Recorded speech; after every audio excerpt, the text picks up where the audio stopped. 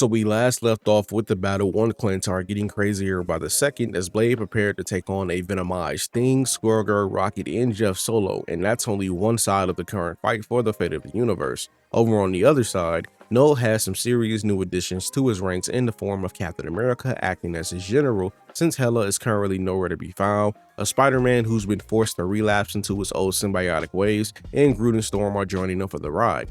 Things aren't too dire, however, because due to the heroes breaking the Phoenix egg before it was ready to hatch, the Phoenix Force was scattered between numerous heroes, granting them a portion of his powers and giving a much needed advantage against Noel's army. So while the Klyntar warriors and Phoenix Force go to war, Blade and Shuri are still trying to simply survive against their current enemies. Following the first failed attack from the last issue, they regroup and try to rush him yet again, only for Blade to knock things away with ease and finishing off his sentence. After pointing out that close contact isn't working against Blade after 2 issues, Rocket decides to put his chain gun to work, hitting everything in the world except for Blade. And when I say everything, I mean Jeff. Jeff got shot, and that just put a smile on your face. I know it did. If it did, please like the video if you could kindly. So after watching Rocket go nuts with the hip fire, Shuri decides to put him in a headlock like he stole something from her. He didn't, as far as I know, but then again, that theory wouldn't be too off because Rocket does like stealing stuff, especially if it's shiny.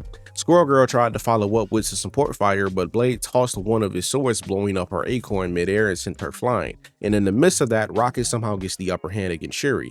Blade lets Rocket know he's playing a dangerous game, having taken Shuri hostage and pissed him off numerous times, which means this doesn't end with Rocket keeping his life if he makes the wrong move here. So he responds saying that he's a tactical genius and asks Blade what he thought was coming next. Rocket then decided to enact the legendary Joestar secret technique and instantly hauled the second he could. The others wanted to stay and fight, but Rocket reminded them their only mission was to destroy her research, and now they can join the other fight against the Phoenix Force. Shuri and Blade can take a breather and makes their way back to the ship, upset by the fact all her work on finding a weakness for the symbiotes is gone, which means the fight has now become a 50-50 for the potential victor. Blade says it's only 50-50 because he hasn't joined yet, and his sword and vampire side, which actually seems to greatly affect the symbiotes, might tip the scales just enough in their favor. That gives Shuri an idea and her mind starts racing about the possibilities. She thinks her idea is too risky, and that whatever it may be, no one should ever be allowed to have that much power, and that gets Blade's full attention the second he hears it.